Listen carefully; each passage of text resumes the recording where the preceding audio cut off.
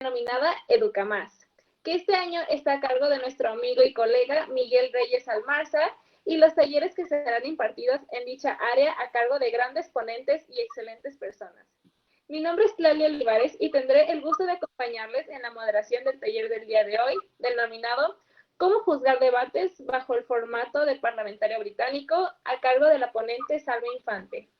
Entre su currículum vitae se encuentra: como debatiente fue campeona del Torneo Metropolitano de Debate 2017, campeona del Campeonato Nacional de Debate 2018, campeona del Torneo Abierto de Debate Ocasio 2019 en la categoría Masters, campeona del Torneo Mexicano de Masters en Español 2020, semifinalista mundial en el Campeonato Mundial Universitario de Debate en Español 2017 en la categoría Masters, cuarta finalista en CEMUDE 2018 y octofinalista en CEMUDE 2019, cuarta finalista en el Pan American University Debating Championship, PANAMS, en 2019, cuarta finalista en el Torneo de Debate Interuniversitario 2019, cuarta finalista en el Campeonato Internacional de Debate Digital como juez. Como juez participó en el World University Debating Championship 2017 y en el WDC 2020. Fue juez e hizo break en CEMUDE 2017 y CEMUDE Trailer 2020. Fue premiada como tercer mejor juez del torneo online de debate UNED Madrid 2020, premiada como la mejor juez de México en el Campeonato Nacional de Debate 2019 y también reconocida como mejor juez en el Torneo de Redes Libres 2020. Con respecto a su participación en equipos académicos, fue jefa de adjudicación en el Torneo Metropolitano de Debate 2017 en la categoría Masters, cojefa de adjudicación en TMD 2018 en la categoría Open, cojefa de adjudicación en el TOEX 2.0 2019, cojefa de adjudicación en el Torneo Abierto de Debate Ocasio 2019, cojefa de adjudicación en el Abierto de Debate Mexicano de Mujeres 2020, cojefa de adjudicación en la Liga Estacional de Debate 2020, equipo de equidad en Torneo de Novatos Intersociedades de Debate 2020 y codirectora del Torneo Aleatorio Internacional de Debate 2020. Antes de comenzar con el taller, les explicaré un poco sobre la dinámica. Nuestra ponente tendrá 1 hora de charla y posteriormente abriremos un espacio de 30 minutos para responder preguntas y respuestas, mismas que podrán dejar en el Facebook y en YouTube. Las personas que nos acompañen por dichas redes sociales. Sin más, cedo el uso de la voz a Salma. Hola a todos, todas y todes. Es un gusto para mí estar aquí. Muchísimas gracias a Ocasio por la invitación, es un honor. Bueno, como ya mencionaron, voy a dar un taller sobre cómo juzgar debates en parlamentario británico. Bueno, ya me presentaron básicamente. La razón por la que lo vuelvo a poner, no lo voy a repetir, pero es justo para decirles a todos ustedes que este taller se basa no solamente en el manual de jueces y debatientes del Campeonato Mundial Universitario de Debate en Español, sino también se basa pues en mi experiencia como debatiente como juez y también en los talleres que yo he tenido la oportunidad de presenciar de gente sumamente talentosa a lo largo de mi trayectoria en el circuito de debate. Básicamente el taller se divide en 3 partes. Primero vamos a estar hablando de qué hacer antes del debate, cuáles son los principios básicos de adjudicación, yo como juez, qué tengo que saber, y cómo me tengo que preparar, ¿no? O sea, cuáles son los aspectos generales. Luego vamos a ver qué hacer durante el debate, específicamente en la toma de notas. Y después vamos a ver qué hacer después del debate en 2 aspectos, en la deliberación y en la retroalimentación. Entonces, vamos a empezar con qué hacer antes del debate o qué tenemos que saber, qué tenemos que tomar en cuenta antes del debate. Lo primero que tenemos que saber como jueces en este formato es que no podemos entrar con sesgos con respecto a la moción, es decir, al tema que se va a debatir, o con sesgos de cualquier otro tipo. ¿Por qué? Porque nosotros si entramos con estos sesgos y empezamos a predisponernos de que la moción probablemente, pues no sé, a lo mejor es injusta para una de las dos posiciones, o que pues a lo mejor está muy difícil para que se defienda del lado que defiende a favor. Si nosotros nos empezamos a hacer todo este tipo de ideas, es muy probable que esto se vea reflejado en nuestra manera en la que vemos el debate. Y esto es problemático porque estaríamos juzgando básicamente lo que nosotros creemos sobre el debate, y no pues lo que los equipos están diciendo, lo que prepararon en sus casos y el contenido de sus discursos. Entonces, no podemos tener sesgos con respecto a la moción, ni tampoco otro tema. Esto es importante porque no podemos juzgar tampoco de oficio. Hay un concepto que se maneja en el manual del Campeonato Mundial Universitario de Debate en Español, que es el del votante informado promedio. ¿Esto a qué se refiere? Se refiere que justamente nosotros tenemos que entrar con lo que cualquier ciudadano promedio sabría. Tampoco podemos meter conocimiento específico, es decir, si es una moción de relaciones internacionales y yo, Salma, soy internacionalista y alguien está poniendo un ejemplo no sé, de Myanmar y yo sé que lo que está diciendo está mal, yo no lo puedo tomar en cuenta a priori si es que algún otro equipo lo hace notar en el debate. Es decir, yo no puedo aplicar conocimiento específico, ni tampoco, por ejemplo, si alguien me está explicando en una moción económica algo muy complejo que yo, porque sé economía, lo puedo intuir y lo completo inconscientemente, pues tampoco se vale. O sea, el punto es que tenemos que juzgar completamente lo que se da en el debate sin ningún tipo de sesgo, sin ningún tipo de conocimiento específico. Esto es súper importante y lo vamos a tomar en cuenta también posteriormente en las demás secciones del taller. Otra cosa muy importante es que no hay lugares automáticos. Es decir, nosotros no podemos poner, porque escuchamos un argumento que en nuestra cabeza, pues, a lo mejor es irrefutable y estamos escuchando una caracterización muy buena de un argumento y no, ya, primer lugar automático, eso no se puede. Tenemos que evaluar el debate de una manera holística. Tenemos que esperarnos hasta el último minuto, así hasta que terminó el debate para poder empezar a ejercer este tipo de aproximaciones a las posiciones, pero no podemos poner lugares a priori. No hay primeros lugares automáticos, no hay cuartos lugares automáticos, eso no existe. Tenemos que ser sumamente cuidadosos con estas cosas porque al final queremos tener la adjudicación más transparente y más justa para los equipos, ¿no?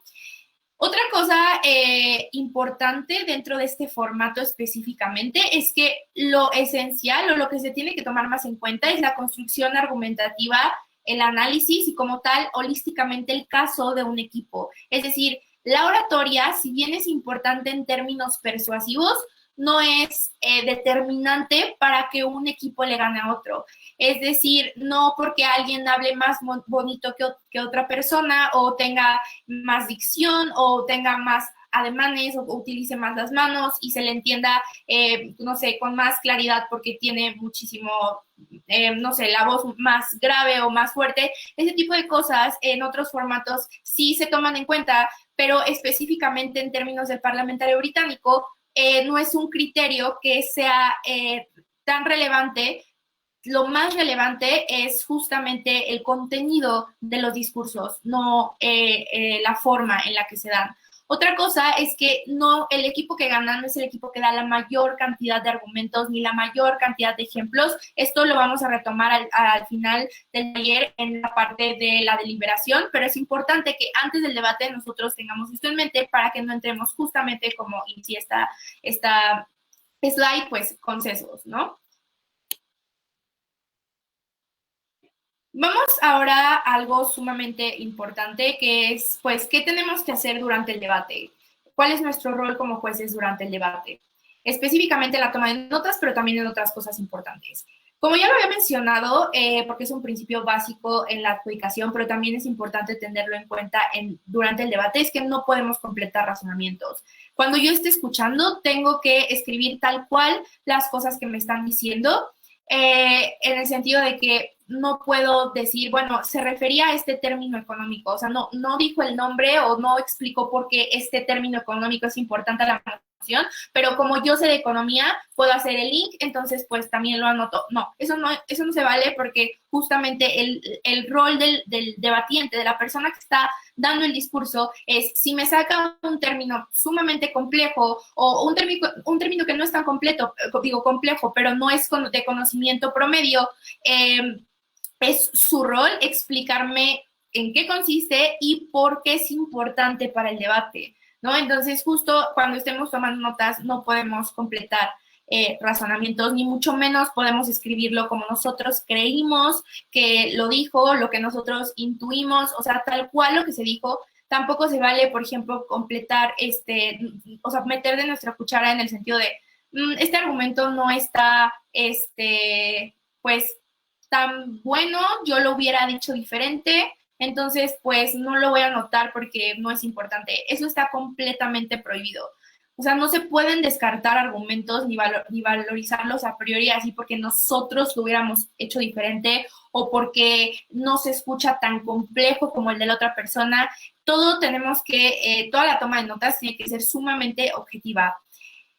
Otra cosa súper importante es sí tomen notas. O sea, vamos a escuchar en un debate 8 discursos de 7 minutos. Es imposible que nosotros podamos retener tanta información.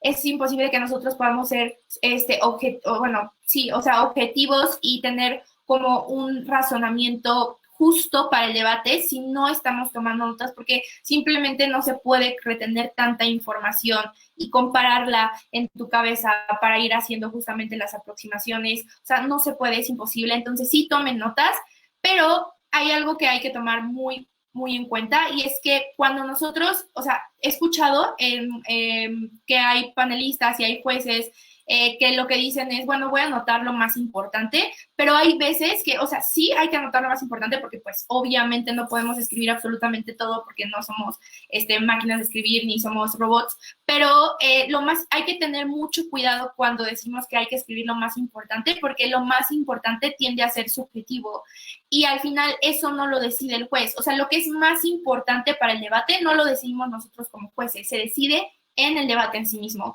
Entonces, cuando digamos hay que escribir lo más importante, nos referimos a, pues, no sé, a lo mejor escribir palabras clave o escribir, pues, no tal cual todo, transcribir el discurso, pero sí cosas que nos hagan hacer anclajes mentales para recordar el argumento como tal, el contexto, el impacto o lo que sea, pero sí hay que tener mucho, mucho cuidado cuando estemos tomando notas.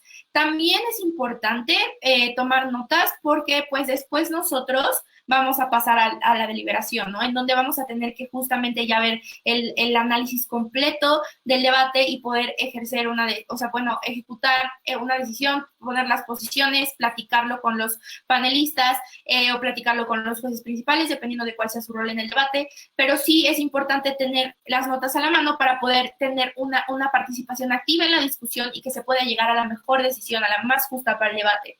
Y no solo eso, sino que también es importante porque después los debatientes pueden llegar a pedirte retroalimentación personal, aparte de la que se da en los últimos minutos de la ronda, en donde el juez explica el razonamiento detrás de la posición, que es algo que vamos a ver más adelante, pero aparte de eso, los debatientes se pueden acercar a nosotros a pedirnos consejos, a pedirnos cosas más específicas. Entonces, también tener las notas, pues es muy importante porque a lo mejor terminando el debate no nos da tiempo de dar esta retroalimentación personal, entonces lo que tenemos que hacer es esperarnos y después nos pueden buscar, no sé, al siguiente día de rondas o lo que sea, pero nos pueden buscar después y pues tenemos que tener a la mano esa información porque nuestro rol como jueces, aparte de pues estar presentes en el debate, aparte de estar presentes en la deliberación, tomar la decisión y explicar por qué fue así, también tenemos un rol pedagógico importante.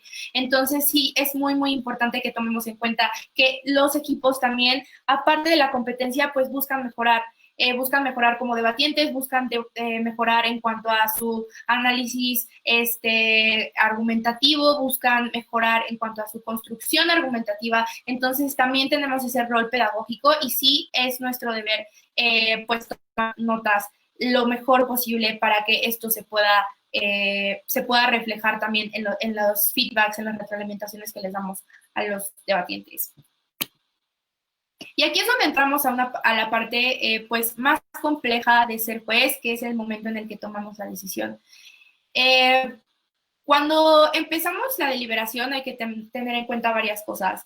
En primer lugar, cuando estamos en un torneo de debate, no tenemos muchísimo tiempo para, pues, analizar absolutamente todo, cada punto y coma de los discursos de los debatientes, ¿no?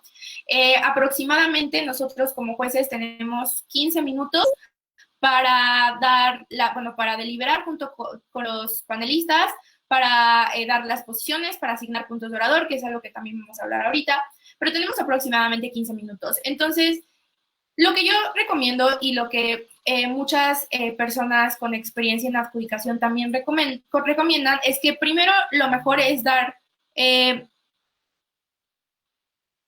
ok, es que me están diciendo que se congeló mi cara, entonces probablemente no me estén viendo tanto. Entonces voy a apagarla y prenderla.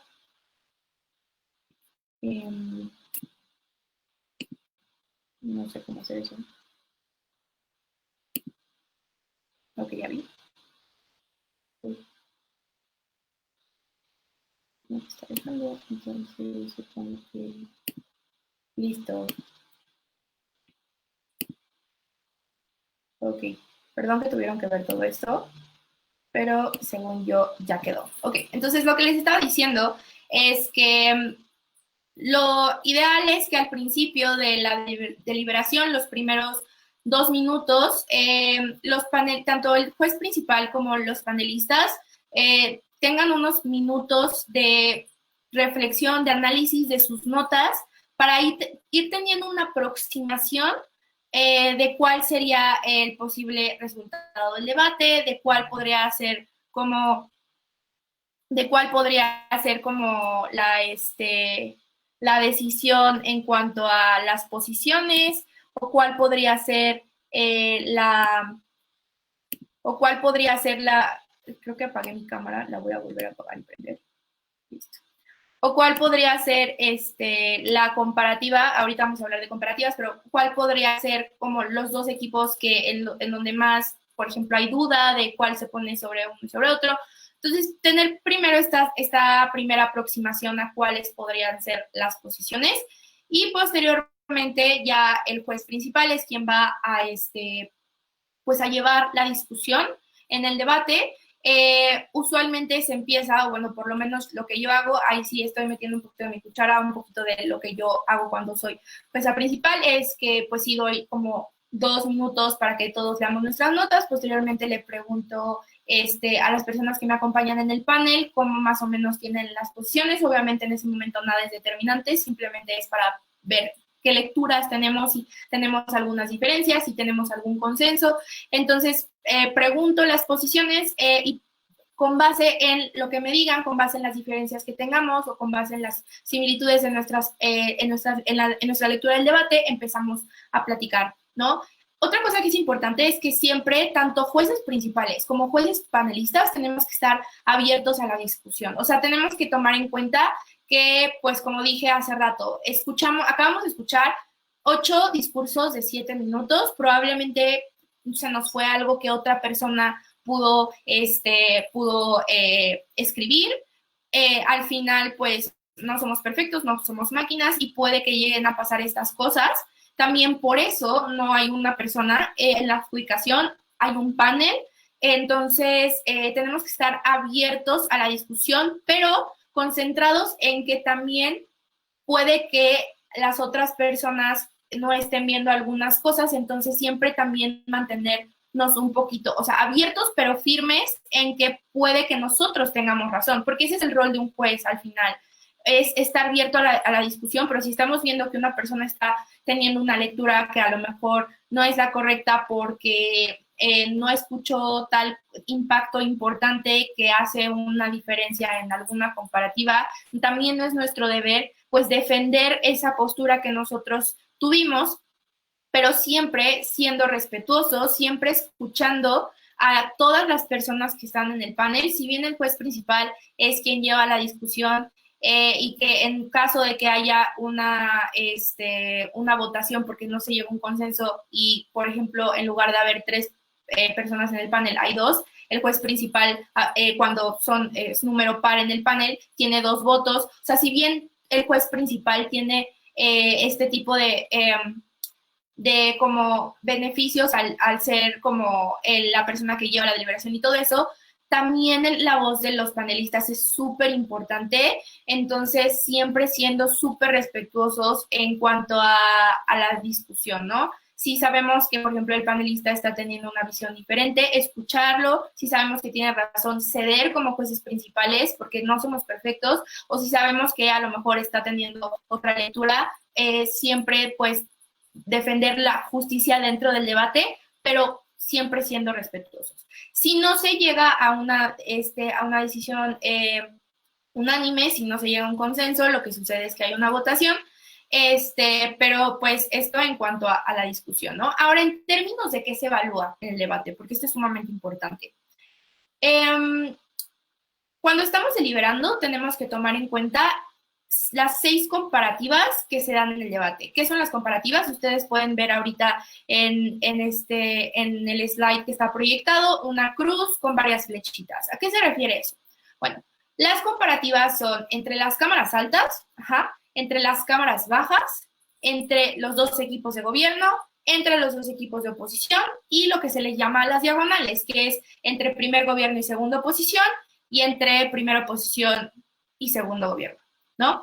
Entonces, ¿por qué es importante? Porque cuando nosotros estamos decidiendo las posiciones, tenemos que evaluar todas las comparativas. Tenemos que evaluar en cámaras altas quién gana esa comparativa. En gobiernos, ¿cuál de los 2 equipos gana esta comparativa? ¿Por qué? Porque eso nos hace tener un análisis muchísimo más holístico de lo que pasó en el debate.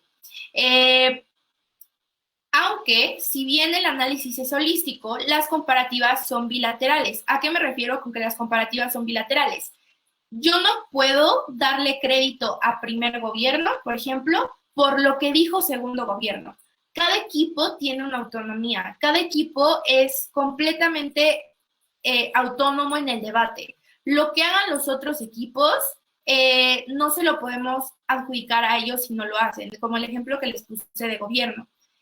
Hay un error muy común en el circuito en el que se dice que la cámara baja arrastró a su cámara alta y por eso fue las posiciones quedaron de tal manera de que fue banca de gobierno. O sea, por ejemplo, quedaron primer lugar baja de gobierno, segundo lugar alta de gobierno. Y hay un error muy grande, que es decir, que la razón detrás de esas posiciones es que segunda posición terminó de explicar lo que primer gobierno había ya introducido al debate, entonces por eso pues el crédito también se le va a primer gobierno.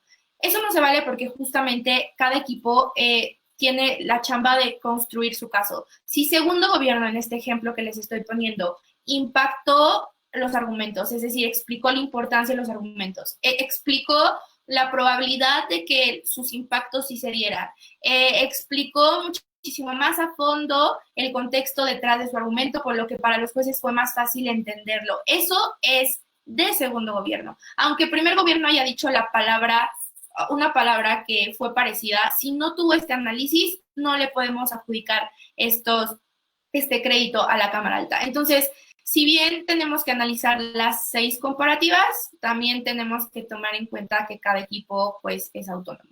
Ahora, ¿cómo yo lo hago? Lo que yo tiendo a hacer es que después de que ven que les dije que le pregunto a los panelistas cómo tienen las posiciones, vemos qué comparativas tenemos iguales y cuáles no, y empezamos, a mí me gusta empezar por las que tenemos, pues, en las que tenemos diferencias. Entonces, por ejemplo, si yo tengo en la comparativa de bajas, yo tengo a segunda posición arriba de baja de gobierno, y hay panelistas que lo tienen diferente, empezamos a platicar esas comparativas hasta que llegamos a un acuerdo en que, bueno, ok, tienen razón o no, la verdad es que me dan la razón a mí, pero siempre con base en una discusión amplia de lo que sucedió en las 6 comparativas, ¿no?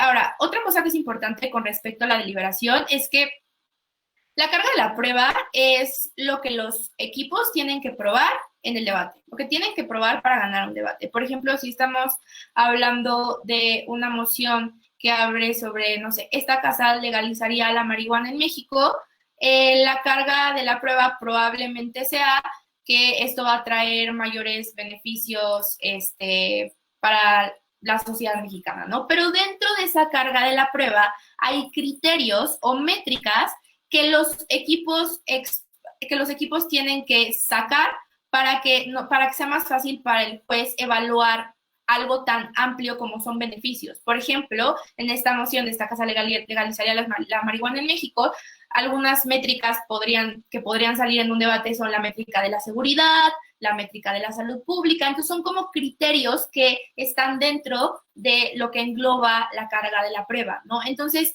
esto es importante porque no hay cargas de la prueba a priori, o sea, si bien hay unas que están más intuitivas en una moción que otra, eso lo decide el debate. O sea, nosotros no podemos entrar diciendo como, bueno, en esta moción claramente se va a debatir sobre beneficios contra perjuicios, porque a lo mejor en el debate surge algo completamente diferente, entonces tenemos que evaluar conforme a lo que fue importante en el debate, ¿no?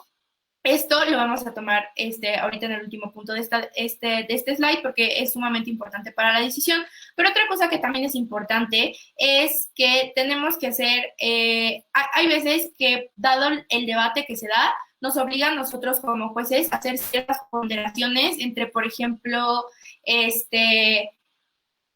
impactos muy importantes versus análisis que no son tan buenos, o sea, que faltan nexos lógicos. ¿A qué me refiero?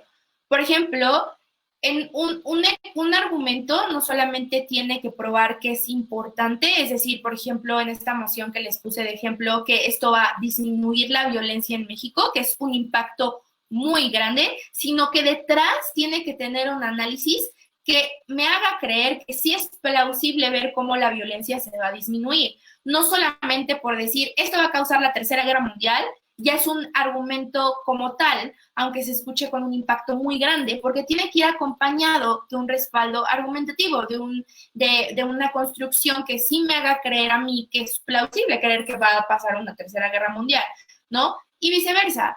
Si hay un argumento que está sumamente probado, así que me explican todos los nexos lógicos, por ejemplo, pero el impacto es, y esto va a hacer que a Salma le duela la cabeza, probablemente esto en el debate, pues sí me probaron cómo a Salma le va a doler la cabeza, pero es tan importante para el debate, no sé. Entonces, justamente nosotros como jueces siempre tenemos que tener en cuenta que un argumento tiene que estar bien analizado, pero también tiene que estar bien impactado en cuanto a la relevancia que tiene para el debate. ¿Qué pasa si si llegamos a tener, por ejemplo, un argumento que sí está analizado, que sí está analizado, pero pues no me prueba muchos nexos lógicos, pero tiene un impacto muy, muy grande, versus un argumento que, por ejemplo, tiene un impacto que, o sea, no es tan banal como a Salma le duele la cabeza, pero sí es un impacto en comparativa con uno muy fuerte, pues un poquito menos relevante, pero tiene muchísima construcción argumentativa. Si me explicaron por qué es plausible creer, siempre el análisis pesa más, porque a mí nada me sirve que me prueben que va a haber una Tercera Guerra Mundial si no me explican por qué va a pasar, ¿no? Entonces, el análisis es sumamente importante, y cuando nos lleguemos a topar entre esta dicotomía entre que tenemos argumentos muy analizados pero no tan impactados versus impactos muy grandes pero no analizados, siempre tenemos que priorizar el análisis, que básicamente es, pues, como ya les expliqué, muy importante. Otra cosa es la cantidad versus la calidad. Creo que es algo que ya había mencionado al principio del taller cuando hablé de los principios básicos de adjudicación y que tenemos que saber antes del debate, pero es algo que tenemos que seguir tomando en cuenta después del debate. Es decir, no me importa si alguien me sacó 8 argumentos, probablemente en 7 minutos 8 argumentos pues es demasiado, pero de nada me sirve si justamente no me explicaron por qué son relevantes y por qué son probables, si no me analizaron e impactaron bien el argumento. Entonces, no se vale decir, pues es que este equipo trajo 8 argumentos, ellos solamente me trajeron 2, entonces pues no, la lógica no es la cantidad, sino la calidad, ¿no? Ahora, Regresando un poquito a lo de la importancia de los argumentos y las métricas que les expliqué, que son básicamente los criterios que los equipos tienen que explicar o tienen que poner para adjudicar ese debate, o sea, como lo que les dije de la violencia y la seguridad en la moción de legalizar la marihuana en México, que tiene como carga la prueba de mostrar que trae más beneficios, ¿no? Entonces, esas métricas, ¿cómo evaluamos cuáles son más importantes? Porque eso es algo que puede llegar a pasar un debate, ¿no? O sea, a lo mejor y nadie se puso de acuerdo cuál era la métrica más importante. Hablaron de tantas métricas que ya no sabemos cuál es importante. Entonces, hay criterios para que nosotros como jueces, cuando nos veamos como en esta encrucijada, podamos establecer qué métricas son más importantes en un debate o no. El primero es que hay un consenso explícito, es decir, todos los equipos en este debate se pusieron, o sea, todos estuvieron de acuerdo en que lo más importante en la moción de esta casa legalizaría la marihuana en México es la violencia. Ok, explícitamente lo dijeron, entonces vamos a evaluar conforme esa métrica quién la cumplió mejor, quién probó que era más probable que se disminuyera o no, o que incrementara la violencia, etcétera, etcétera, pero el consenso explícito. Si no hay un consenso explícito de la métrica, el segundo es un consenso implícito. Bueno, o sea, a lo mejor no lo dijeron tal cual, pero sí se entiende por como en los casos que trajeron todos los equipos que la violencia es una métrica importante o que la salud es una métrica importante, ¿no? Si de plano ni siquiera hay un consenso implícito, el tercer criterio es el criterio que mejor estuvo probado. Es decir, a lo mejor hubo un solo equipo que habló de la violencia, los otros 3 equipos trajeron otras métricas diferentes, pero entonces tendríamos que ver qué equipo probó mejor, que es el criterio más importante, que nos explicó por qué la violencia es lo más importante en este debate y por lo tanto el criterio que debería hacer que el equipo gane. Bueno, entonces, ok, si el equipo que sacó el punto de violencia fue el que me lo explicó mejor, entonces ese es pues el criterio que mejor se probó en cuanto a las métricas. Y así de plano nadie probó ninguno de sus métricas como la mejor métrica para el debate. El siguiente criterio sería lo que un votante ordinario promedio creería que en ese debate es lo más importante, ¿no? Entonces, esto es importante porque todo esto que les acabo de decir se tiene que analizar con respecto a las contenciones que se dieron en las 6 comparativas, que eso es algo que vamos a ver ahorita, ¿no? Otra cosa que se toma en cuenta en la deliberación es el engagement y la relevancia, sobre todo cuando estamos analizando las comparativas de las diagonales. ¿Qué es el engagement? Básicamente es la disposición que tiene un equipo para hacer contención con otro. ¿Y por qué es importante y particularmente más importante en las diagonales? Porque, por ejemplo, la Cámara Alta de Oposición no tiene manera de responderle a la Cámara Baja de Gobierno, porque pues ya no tienen la oportunidad de hablar más que por puntos de información. Entonces, por ejemplo, se tiene que tomar en cuenta en esa comparativa si segundo gobierno, uno, trató de abordar el tema de primera oposición para refutar o para, no sé, o para demostrar por qué sus argumentos no eran tan importantes para el debate, pero abordó el tema de primera oposición, o, por ejemplo, le dio puntos de información para que ellos tuvieran también oportunidad de responder lo que el segundo gobierno está argumentando. Entonces, en las diagonales es importante tomar en cuenta esto, porque pues sí sería injusto para por ejemplo, primer gobierno, que es el primer equipo que habla, que no le den que nadie lo pele en el debate, que nadie le dé puntos de información, porque pues uno no tiene manera de defenderse, pero dos, pues no son psíquicos, ¿no? O sea, no es como de que pudieron saber qué caso iba a saber segunda posición y lo pudieron haber pre-refutado. Probablemente el primer gobierno sí intuyó un poco cómo era el caso de oposición y pudo hacer unas ligeras pre-refutaciones, pero también es justo para las cámaras altas pues que les den la oportunidad de responder. También aplica para las cámaras bajas. Por ejemplo, las cámaras bajas sí tienen la oportunidad después de responder, pero también si, por ejemplo, yo como segundo gobierno estoy escuchando que primera oposición está diciendo una caracterización que a lo mejor no es tan acertada o que no me conviene en el debate, yo le quiero hacer un punto de información para clarificarlo y no me lo da.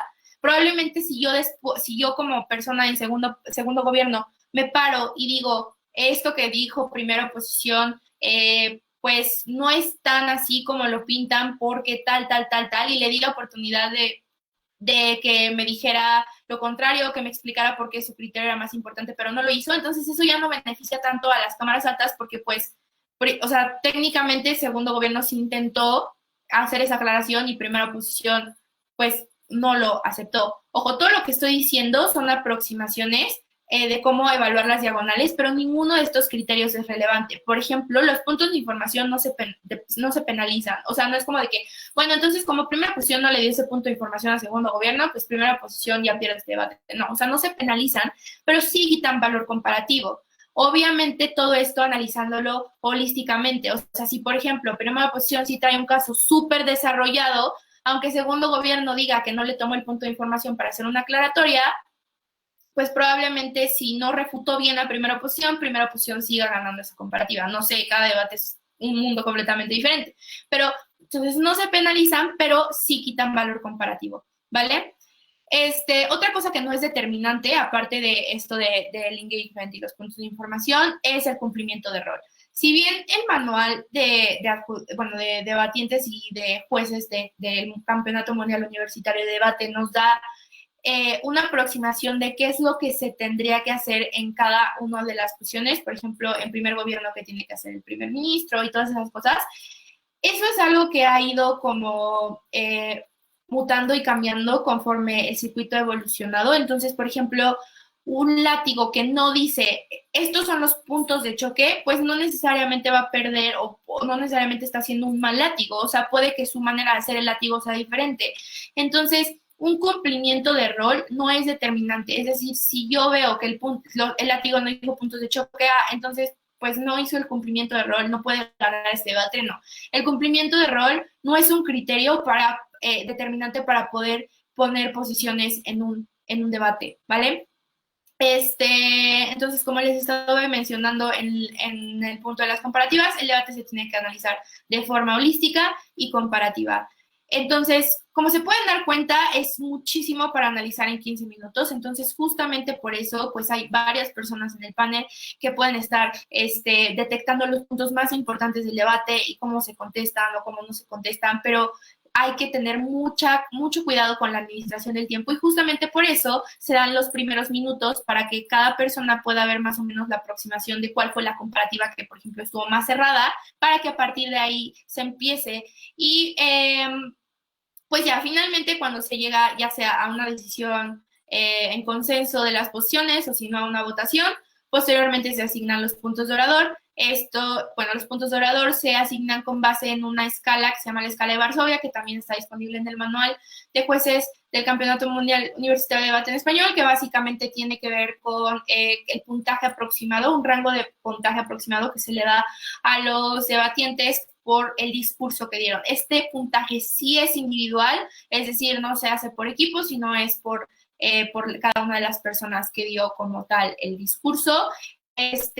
Usualmente un discurso promedio en una sala promedio en un mundial, es como de 73, 75. O sea, por ejemplo, los puntajes de hasta abajo no se utilizan porque un 50, un 60 es básicamente un discurso en que no se le entendió nada. O sea, bueno, ya ustedes podrán tener acceso a eso en el manual. No lo puse aquí porque ni siquiera se iba a alcanzar a ver porque tiene como explicación de cada uno de los rubros. Tampoco se ocupan puntajes tan altos como ya arriba, o sea, los 90s y los 100s nunca se han puesto en la historia del debate mundial, entonces pues, probablemente en un torneo ustedes tampoco lo apliquen, pero sí les recomiendo ampliamente que lean cada una de las especificaciones de la escala de Varsovia para que sí tengan una aproximación de cuáles son los parámetros, cuál es el promedio de puntajes que se manejan en una sala, o sea, en una top room, que son las salas con los equipos que tienen mayor cantidad de puntos en un torneo, o más o menos. Sí les recomiendo que la lean a profundidad. Si la revisáramos punto por punto, probablemente no terminaríamos a la hora que tenemos que terminar. Entonces, sí les recomiendo que la revisen, porque sí es un error común en el circuito que se den puntos de orador o muy altos o muy bajos. O entonces, pues sí es importante tener un buen manejo de la escala de Varsovia. Finalmente, después del debate, ¿qué se hace? aparte de deliberar, aparte de que, bueno, ya tenemos las posiciones, tenemos los puntos de orador, lo que se tiene que hacer es pues dar la retroalimentación a los equipos. Usualmente las retroalimentaciones en los torneos tienden a durar de 10 a 15 minutos. Entonces, primero lo que se tiene que hacer en una retroalimentación es decirle a los debatientes cuáles fueron las posiciones. Por reglamento se tiene que decir primero el debate quedó así, primer lugar tal, segundo lugar tal, tercer lugar tal, cuarto lugar tal, ¿no? Y después, ¿qué se tiene que hacer? No se tiene que dar un resumen del debate. Una retroalimentación no es explicar, bueno, y fulanito dijo tal, y luego perenganito le contestó tal, y luego, no es un resumen del debate, porque pues todos estuvimos ahí, ¿no? O sea, los debatientes ya escucharon también los 8 discursos, saben lo que pasó, pero quieren entender por qué se dieron esas posiciones. No solamente en términos de competencia, yo quiero saber por qué perdí, sino también en términos pedagógicos, yo quiero saber, pues, en qué me equivoqué para en el siguiente debate no cometer el mismo error, o para ir viendo qué cosas estoy haciendo bien y poder seguir, pues, usándolas o seguir perfeccionándolas. Entonces, la retroalimentación es importante que no sea un resumen, porque uno, eso no le explica a los debatientes por qué perdieron o ganaron, sino tampoco les ayuda pedagógicamente, porque pues estás repitiéndoles todo lo que ya ellos escucharon. Entonces, ¿cómo se tiene que dar una retroalimentación? ¿Cómo se tiene que dar un feedback? Tienes que explicar en las 6 comparativas la lógica y el razonamiento detrás de los resultados. Usualmente, o bueno, lo que yo he visto es que hay varias maneras de explicar estas 6 comparativas. Yo a lo largo de pues, mi trayectoria como jueza lo he llegado a hacer de 2 maneras. La primera manera, que es una que utilizaba hace un tiempo, ya no utilizo ese mecanismo, pero pues lo llegué a utilizar y me funcionaba, era que explicaba por qué el cuarto lugar quedó por encima quedó por abajo del tercer lugar, porque el tercer lugar quedó por encima del cuarto lugar, pero abajo del segundo lugar, y así sucesivamente. De manera que yo explicaba las 6 comparativas y por qué cada uno de los equipos ganó o perdió en comparación con los otros equipos. Es decir, por ejemplo, cuando yo explicaba por qué el segundo lugar quedó en segundo lugar, explicaba por qué le ganó al tercer y al cuarto lugar, pero también por qué perdió versus el primer lugar. La verdad es que a veces me funcionaba, pero debido a que tenía que ir recordando, bueno, quién quedó en primero, quién quedó en segundo y así, se me llegó a complicar un poco, pero, o sea, creo que es una técnica que funciona. Creo que si la perfeccionas, o sea, cada juez y cada debatiente va agarrando su propio estilo, pero si es una técnica que les funciona, está bien, pero lo importante es que expliquen el razonamiento y la lógica detrás de esas 6 comparativas. ¿Cuál es la técnica que yo utilizo hoy en día? Lo que yo utilizo es que voy dividiendo el feedback, la retroalimentación, por orden de aparición del debate de cada uno de los equipos. Por ejemplo, primero explico quién ganó la comparativa de las altas, ¿no? Después, quién ganó la comparativa luego añado a segundo gobierno a la ecuación y digo, bueno, ya llega segundo gobierno al debate y por qué quedan los resultados así en la comparativa de gobiernos y en la comparativa de diagonal corta. Luego llega segunda posición y por qué quedan las posiciones así en oposiciones, en la diagonal larga y en bajas. Entonces voy añadiendo a cada uno de los equipos en orden de aparición para explicar por qué quedan así las posiciones. Entonces sí, básicamente es lo que hago. Primero altas, luego pues llega segundo gobierno, entonces cada uno de los choques y así sucesivamente hasta que termino de explicar las 6 comparativas. Sí es importante que lo hagan porque a mí como debatiente no solamente me interesa saber por qué ese equipo me ganó, sino también por qué esos otros 2 equipos me ganaron, ¿no? Entonces, dado que son 6 comparativas, es importante que se tomen los puntos más importantes del debate. Es decir, pues en 10 minutos no puedes explicar 8 discursos de 7 minutos para entender punto por punto, y probablemente tampoco los discutieron en la deliberación de 15 minutos porque no les dio tiempo. Entonces sí son los puntos más importantes. ¿Cuáles fueron los puntos decisivos en cada una de la comparativa? De tal manera que se pueda entender por qué la decisión se dio así. También, pues es importante, como les mencioné al principio, que estemos abiertos a que probablemente después los debatientes nos busquen para dar feedback personal, y ahí sí es cuando podemos dar consejos o podemos decir, oye, mira, la verdad es que tu discurso estuvo un poco, no sé, pudo haber estado más estructurado, bla, bla, bla. Pero en la retroalimentación que se da para la justificación de las posiciones, no se trata ni de dar un resumen ni tampoco hacer mucho énfasis en los consejos personales, porque uno, eso al final pues se puede ver por aparte con ellos si es que ellos así lo solicitan, y dos, probablemente no dé tiempo de hablar de los ocho discursos. Entonces, por términos prácticos, pero también pues para términos pedagógicos, pues lo mejor es dar el feedback personal después, si es que los debatientes se acercan a nosotros a pedirnos consejos o no, pues dárselos, ¿no? Yo usualmente lo que hago es que guardo mis notas justamente para poder estar abierta a esta posibilidad. Es importante mencionar, por ejemplo, que en algunos torneos, bueno, en casi todos los torneos, las últimas rondas son cerradas. ¿Qué quiere decir que las rondas sean cerradas? Es decir, que no se da retroalimentación. ¿Por qué? Porque como ya saben las personas que practican este parlamentario británico, que por lo menos ya tienen una noción de cómo funciona el formato, pues en los torneos clasifican los mejores equipos, depende de la cantidad de equipos que haya, pero los mejores, no sé, 8 equipos, o los mejores 4 equipos, o los mejores 30 y no sé cuántos equipos. Entonces, el punto es que en las últimas rondas no se da la retroalimentación ni se dan las posiciones, para que no se intuya ya cuáles son los equipos que clasifican, ¿no? Para que sea como sorpresa.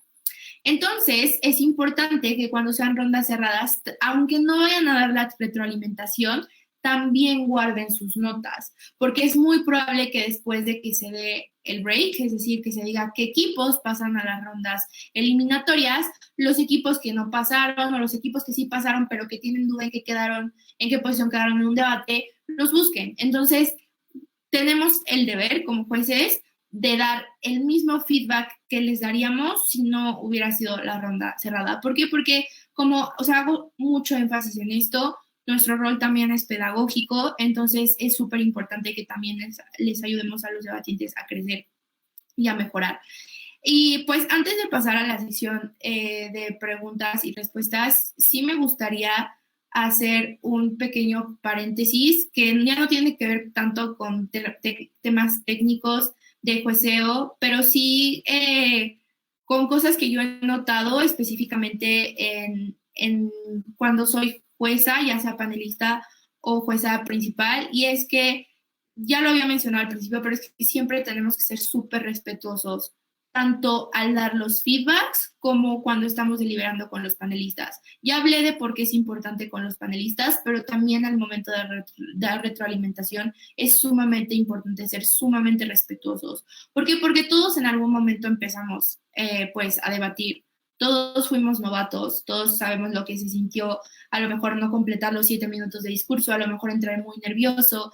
Entonces, nuestro rol no es destrozarle los sueños a las personas que están debatiendo y decirle cómo lo hizo súper mal. Nuestro rol es decirle que pudo haberlo hecho mejor, pero que puede hacerlo si hace tal y tal cosa después ya si nos pide feedback personal, ¿no? Entonces, el hecho de que nosotros estemos en una posición un poco más vertical en el debate, es decir, que de nosotros dependan las posiciones de las personas, eso no nos hace, no nos hace acreedores a tener la posibilidad de tratar mal a los debatientes o decirles, pues, despectivamente lo que hicieron mal.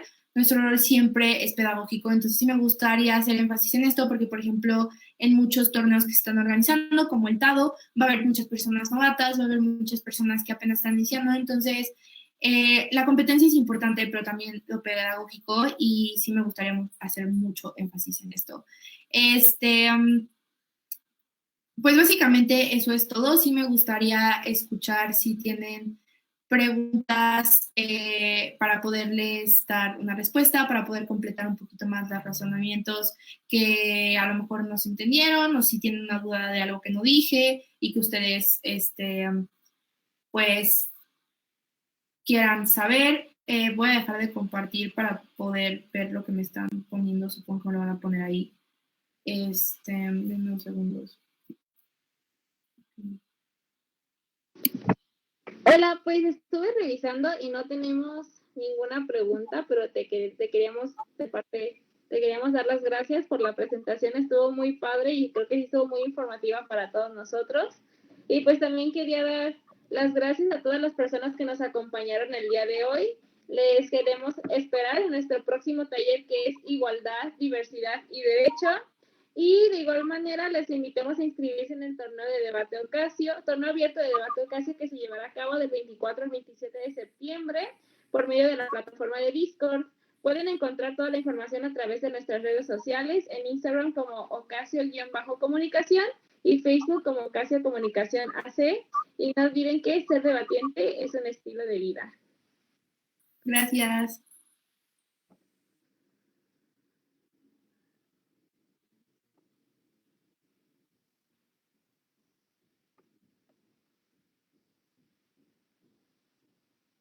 ¿Ya?